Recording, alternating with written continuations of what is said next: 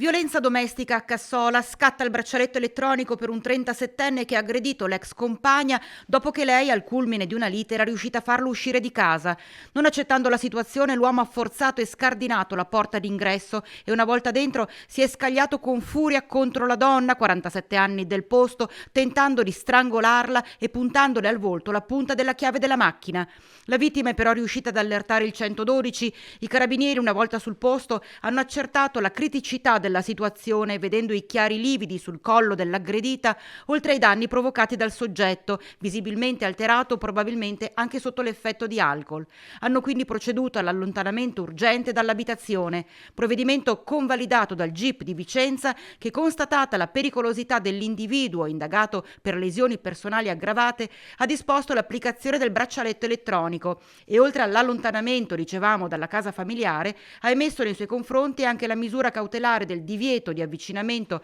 all'ex compagna e ai luoghi abitualmente frequentati dalla stessa.